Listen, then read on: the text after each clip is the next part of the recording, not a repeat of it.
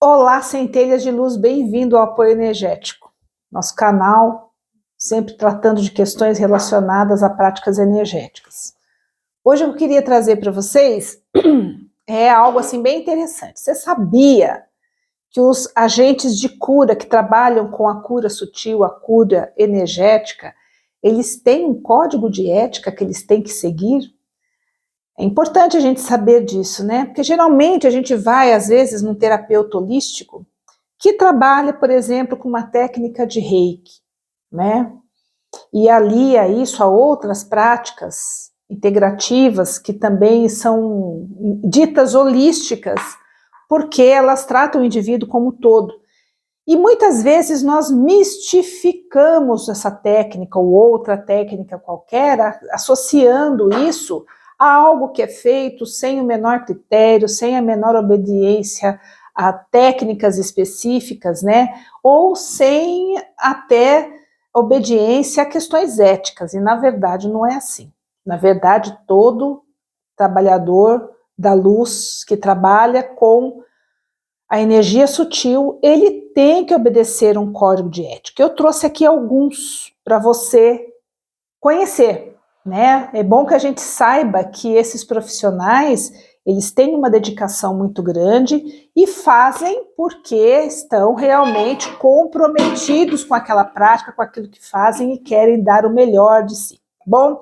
Então vamos lá, um dos comprometimentos, né, é ajudar as pessoas e não causar nenhum dano a quem os procura, né? Então, o princípio do bom trabalhador da luz, o princípio ético do grande praticante de energia sutil, é sempre ter uma boa intenção na prática energética. Isso é muito importante. E isso tem que ser um comprometimento dele, tá? Fazer o bem, ajudar, nunca atrapalhar. Então, se vê que alguma coisa pode atrapalhar o cliente, trazer mais malefícios que benefícios, ele deve se abster daquela prática, tá? Também deve se comprometer a respeitar e a conhecer as ferramentas da sua profissão. Por que respeitar? Porque, por exemplo, o Reiki, existem nuances no Reiki que exigem muito respeito por si mesmo, como praticante, pelo outro, né, pelo livre-arbítrio. A maioria das práticas a gente tem que respeitar o livre-arbítrio, né? E também o conhecimento das ferramentas, né? Se eu me proponho a trabalhar com a energia sutil, por exemplo, através da radiestesia, eu tenho que conhecer as ferramentas que eu uso, o fim a que elas se destina, o resultado que eu vou obter com aquelas técnicas, para que eu possa também levar ao meu cliente, ao meu interagente, maior segurança ao receber aquela técnica. Veja como que é muito importante isso, né? Também uma das questões éticas que o praticante das técnicas de energia sutil deve observar, né, é não usar nenhuma técnica de harmonização, de equilíbrio, de cura, através da energia sutil, sem o pleno conhecimento dos seus efeitos. Então, quando eu coloco uma técnica à disposição de um interagente, eu tenho que conhecer os efeitos que aquilo pode produzir, tá? Por exemplo, se eu trabalho com cores, não é? O que é que aquilo pode gerar naquele interagente? Eu me lembro que nós estávamos ainda na faculdade, né, naturopatia, fazendo especialização, e uma das colegas se empolgou no curso de cromoterapia. E ela estava sem energia para trabalhar, então ela acabou utilizando a cor vermelha além do tempo permitido e em momentos em que não seria adequado. Foi uma excelente experiência, porque ela ficou a noite inteira sem dormir, né? Mas veja, ela estava aprendendo, ela ainda estava em processo de formação, né? E ela teve a primeira aula e achou legal e foi aplicar. No dia seguinte, ela chegou para o professor desesperada, né? Na próxima aula, na aula seguinte, né? Não foi no dia seguinte, na aula seguinte. Nossa, eu apliquei a luz e não consegui dormir, né? Então, ele explicou, olha, você usou a técnica dessa forma, fez a medição realmente com o pêndulo, analisou tal situação, outra situação, não, então e o horário que você usou? O tempo de exposição, né? Então, tudo qualquer técnica em que você use, por exemplo, pode ser som, música, palavra, luz, cores, ervas, aromaterapia que trabalha com fragrâncias, né? Qualquer ferramenta. O praticante da energia sutil, ele tem que saber quais são os efeitos que aquilo pode ter. Porque se for um efeito que atinge o seu interagente de uma forma muito específica e possa até vir a causar dano, ele tem que saber que esse dano precisa ser equilibrado, né, ou neutralizado de uma forma ou de outra, né? Ou até mesmo para explicar para o interagente, olha, você vai usar só nessa quantidade o óleo essencial, por exemplo, você não vai ingerir o óleo essencial por esse motivo. Você vai usar na quantidade certa, no horário certo, você não pode misturar com outro óleo. Então, entendeu? São questões que envolvem a ética profissional, porque trazem para o praticante, terapeuta, né, uma responsabilidade muito grande, né? Outra coisa, o princípio ético que deve ser seguido, que a gente vê muito pouco esses dias, né, que é procurar instrutores, escolas e programas de ensino íntegros. Com o advento da internet, nós temos aí hoje pessoas vendendo cursos sem a menor condição para isso, né? Faz um curso introdutório, faz uma explicação rasa, né? Esses dias eu peguei um curso de radiestesia, era, vamos dizer assim, um petisco, né? Era gratuito, 3 aulas gratuitas. Na segunda aula, a pessoa já explicou o uso. Vou mandar um gráfico para vocês, e vocês vão colocar o testemunho, e não falou de nortear o gráfico, né? Quer dizer, chamou as pessoas para uma aula, para que essas pessoas se empolgassem com essa aula para adquirir um curso, né? E ela não fez algo básico, que é do domínio de todo bom radiestesista, saber que tem que nortear o gráfico, né? Como eu tinha esse conhecimento, eu já vi que ali eu não ia ter a conexão com aquele curso, né? Aquele curso já não estava num nível que eu não caberia mais para aquilo que eu queria, né? Mas e quando as pessoas não conhecem, né? Então tem muitas formações que estão sendo feitas via internet a preços baixíssimos, que claramente qualquer pessoa de pouca, que faça um raciocínio muito simples, vamos dizer assim, já percebe que tem coisa errada. Não tem condições de você comprar um bom curso por R$57. Não tem, né? Você vai pegar uma introdução, mas você não vai ter a formação que você precisa para atender a pessoa. Você vai adquirir um conhecimento sobre aquela técnica, mas você não vai ter condições de ser um praticante de energia sutil. Por isso que todo praticante de energia sutil tem que procurar instrutores, escolas e programas de ensino que sejam íntegros e que realmente primem pela boa formação daquele praticante, tá? Outra coisa, se comprometer a tratar somente pessoas para as quais está qualificado a tratar. Então, se eu faço um curso e a minha formação se destina a pessoas que buscam uma harmonização simples, eu não vou utilizar aquela técnica se eu não tenho domínio dela para tratar questões mais sérias, mais graves, mais profundas. Se eu não estou apto a fazer o tratamento daquela situação que o meu cliente me trouxe, eu tenho que ter a ética de falar, isso não faz parte da minha expertise. Tá? Você vai procurar tal profissional porque eu sei que este está gabaritado a tratar do seu assunto. Né? Então, é uma questão que é muito importante, você ter conhecimento das suas limitações, que não é vergonha nenhuma, porque você tem uma técnica aplicada ao tipo de aprendizado que você faz, né? E saber para quem encaminhar, porque o teu compromisso, qual que é? Não causar nenhum dano aos seus clientes e ajudar, esse é o principal compromisso, tá? Outra coisa, não ultrapassar os limites profissionais e se envolver em práticas que estejam fora da sua base de treinamento e conhecimento, né?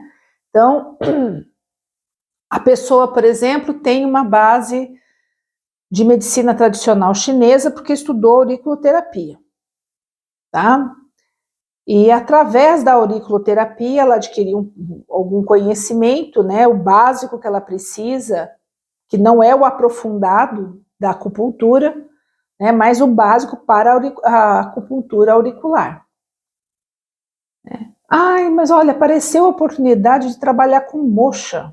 Tão simples, é só colocar nos pontos lá que resolve. Coloca lá a moxa no ouvido, põe para queimar. Domina a técnica? Não. Essa técnica pode ser empregada para aquele cliente naquela situação? Não, não sei, mas eu acho que vai ser legal. Não é achar, é ter a certeza. Então é preciso ter este respeito aos limites profissionais, né?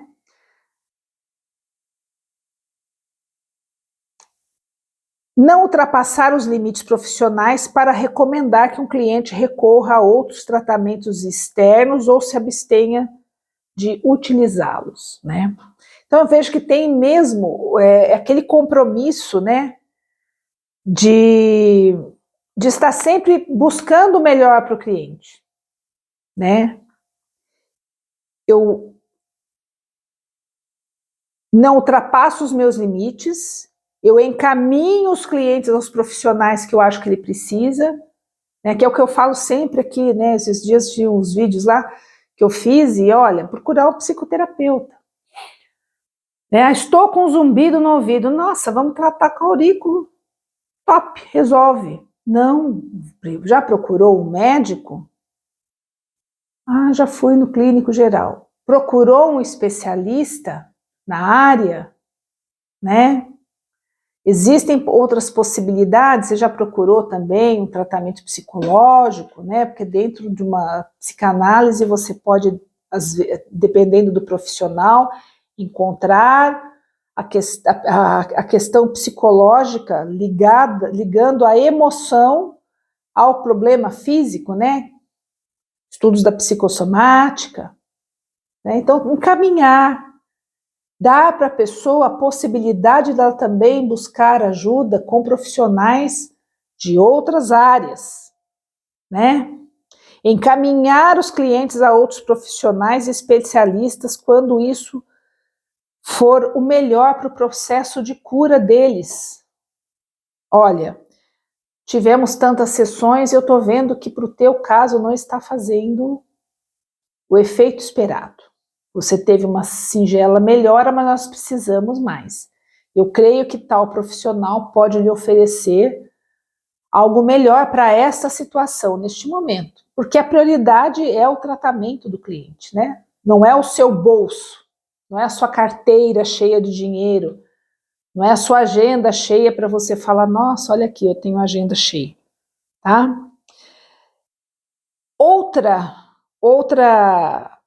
Outro compromisso ético, né? Se comprometer a entrar em contato com as autoridades apropriadas quando souber que o seu cliente está correndo perigo ou quando o cliente puder representar um perigo para si mesmo e para os outros, né?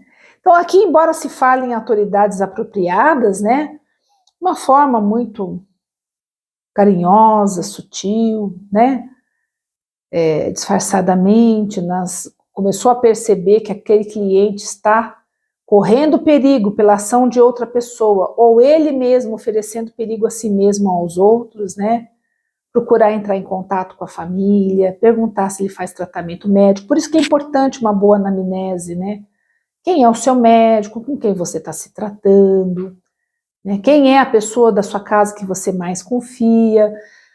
Pode parecer um bisbilhotar, mas na verdade é um comprometimento que você, como que o terapeuta já tem, ou o praticante de energia sutil tem, com uma eventual necessidade de entrar em contato com alguém da família, né? Com o profissional que trata, alertar, olha, eu senti tal coisa, um comportamento diferenciado, eu achei importante reportar ao senhor, né? Ou reportar a alguém da família, porque existem situações de perigo em que são realmente necessárias medidas até mesmo contra a vontade da pessoa para preservar sua vida, né? Porque nós trabalhamos dentro de um estado, né, de um país que é amparado por um sistema jurídico embasado na Constituição da República, onde o principal direito de todo cidadão é o direito à vida. Por isso que isso dá supedâneo ao profissional de reportar alguma situação de perigo quando tomar conhecimento dela, tá? Honrar e respeitar a si mesmo e aos seus próprios limites, né? Seus valores, princípios, costumes. Não sacrificar-se para beneficiar o trabalho. O bom curador é aquele que faz a própria cura, não é? O bom curador é aquele que pelo menos está buscando a própria cura. E se você trabalha visando trazer equilíbrio, harmonia e bem-estar para o seu cliente, você não pode ir trabalhar sem ter na sua vida equilíbrio, harmonia e bem-estar. É uma questão ética, né? Uma questão de trabalhar com a verdade.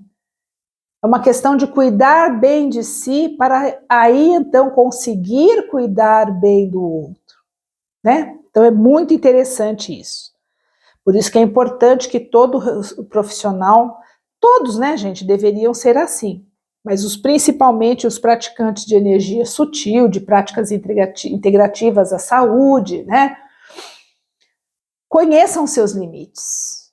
Estou ficando esgotado, não consigo mais atender 3 pessoas numa tarde, vou atender 2. Não é? Vou atender 2. Estou oferecendo 5 práticas, mas tem uma que é extremamente extenuante para mim, porque me afeta a coluna.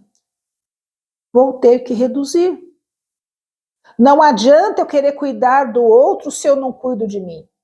Como que eu busco um apoio energético, uma cura energética para o mundo, um equilíbrio para o campo todo, se eu sou o elemento que estou propiciando um pilar de equilíbrio, mas eu não me equilibro? Né? Então é muito importante isso, tá? Honrar e respeitar os seus clientes e os limites do cliente. Né? O cliente não quer mais ficar na sua maca, ó, cansei, tô com dor, não tem problema nenhum, né? Vamos levantar, no outro dia que você estiver melhor, a gente continua, né? Respeitar os valores e limites também dos clientes, né? Não se envolver sexual ou romanticamente com seus clientes, amorosamente, a não ser que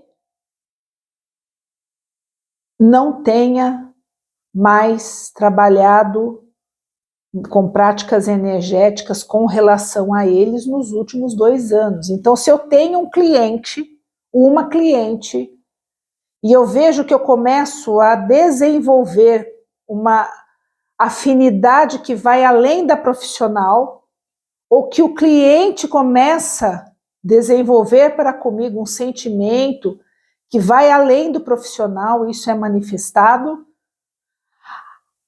aquele tratamento precisa ser parado naquele momento. Você indica outro profissional para que aquela pessoa busque e você, se for do seu caso, no seu caso, você que já que está sentindo, não precisa nem falar para o cliente, né?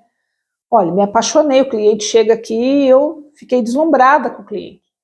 Então você, olha, eu não vou mais poder atendê-lo, né?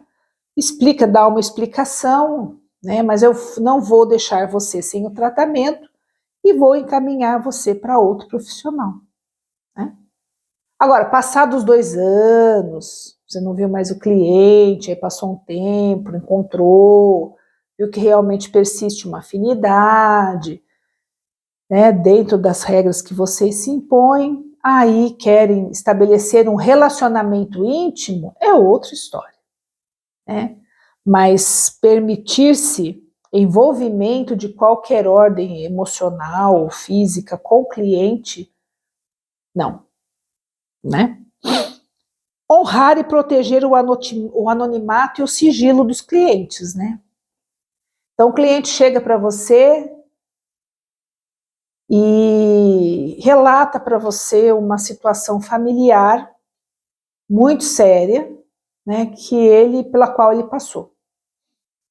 Você faz o tratamento, o cliente fica bem, passa alguns anos, algum tempo, vem um marido daquela cliente, um filho, uma mãe, um irmão, um amigo muito chegado, você não vai passar para aquela pessoa nada a respeito do que foi naquele tratamento. O que houve naquela sala enquanto aquele cliente estava ali contando para você na anamnese algo que ele achou importante, tem que ficar entre vocês. O resultado do tratamento, também o tratamento foi bom. Não se fala detalhes para ninguém da família, a não ser que sejam os pais, né? Dependendo dos pais, você também não deve falar.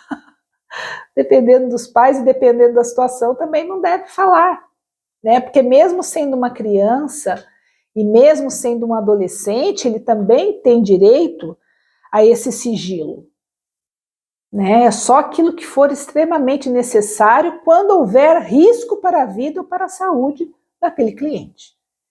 Situações muito específicas, né? Pesquisar, compreender todas as leis que se referem à prática da sua profissão, né? As leis relacionadas a atendimento da vigilância sanitária, das questões administrativas do município, estaduais, né? Pagamento de impostos, de imposto sobre serviço, isso daí é uma obrigação, né? Não se pode transmitir para o cliente a segurança de um trabalho equilibrado se você não tem uma vida equilibrada, né? Então não cuida de ter uma vida que esteja harmonizada e equilibrada com as regras locais, como é que você vai trabalhar equilíbrio e harmonização na vida do seu cliente, né? Então é o básico, né, gente? É o básico, né? O comprometimento de respeitar o livre-arbítrio, né? Os valores do cliente, né? Então, por exemplo, você tem um cliente que está, você sabe que é um religioso ortodoxo, né? Você não vai abrir o teu consultório esperando ele com uma vela vermelha, né, ou amarela. Não, isso aqui é para equilíbrio do chakra básico, né? O incenso, né? Não, nós estamos energizando o ambiente para recebê-lo com maior acolhida. Você sabe que seu cliente não se identifica com isso. Você tem que respeitar o livre-arbítrio dele. Você não vai usar essa técnica de energização, de limpeza energética quando ele estiver ali, né? Você não precisa usar um incenso, né? Por exemplo, você tem um cliente que é evangélico, você não precisa usar um incenso quando ele chega. Ah, mas eu quero fazer uma harmonização energética. Você faz antes a harmonização energética existem preparos energéticos, mas aí você faz para você, para o teu ambiente ficar harmonizado, né? Você pode até colocar um difusor, se você souber um óleo essencial que possa despertar naquele cliente um olhar mais específico do problema dele, tudo bem, não é? Um óleo essencial, ele age através de composições químicas, né? O incenso tem mais uma conotação energética. Se a pessoa é muito conservadora na sua espiritualidade, na sua religião, ela não vai aceitar, e você tem que respeitar isso, né? Então, ter um local preparado para todos os clientes de uma forma geral, respeitando, né, a cada um deles seu livre-arbítrio. Né? Eu sei que um cliente não gosta de práticas energéticas, né? Porque ela tem lá uma crença religiosa que a afasta desse tipo de prática. Aí você faz a anamnese e fala assim, olha, eu vou te tratar com cristais, que tem a energia do cristal. Você sabe que a pessoa liga o cristal a uma prática que, para a crença dela, é conflitante. Você não vai fazer isso. Olha, vou fazer harmonização com o Reiki. A pessoa não tem comunhão com isso, aí você insiste, não. Então você pode, né? O que você trabalha aqui? Olha, eu trabalho aqui com essas técnicas. Ah, mas eu não quero Reiki. Não, tudo bem. Né? No seu caso específico, nosso protocolo é trabalhar com florais ou trabalhar com auriculoterapia, né? Podemos trabalhar com cromoterapia, que é frequência de luz, aí você explica o que é pura física. Né? A frequência de luz penetrando no tecido, harmonizando a frequência das células e harmonizando o trabalho dos sistemas. Né? Então esse respeito pelo cliente é muito importante. Né? Aliás, quando a gente estuda o Reiki, a gente sabe que é importante preservar o livre-arbítrio de todos. Né? Não se envia Reiki sem que a pessoa tenha pedido. Né? Não é só uma questão de você respeitar se a pessoa pediu ou não. É que no campo energético é preciso existir uma conexão que começa com a intenção da pessoa em receber e com a sua intenção em enviar o Reiki. Né? Então é preciso essa conexão maior. Por isso que são éticas, né? E aqui eu trouxe algumas, né? Muitas outras coisas você pode colocar, né? Por exemplo, você se comprometer a usar determinadas técnicas somente no teu ambiente de trabalho. Né? Você não vai tratar uma pessoa num churrasco de final de semana. Né? Ah, mas sabe que meu amigo estava lá. Não, você tem. Não é só uma valorização do seu trabalho. É você saber que aquela pessoa precisa muito mais do que uma sementinha no ouvido, né? Precisa muito mais do que algo feito de forma rápida e sem comprometimento. Não. Tem que ter o comprometimento com a técnica, com a anamnese, com a escolha do protocolo.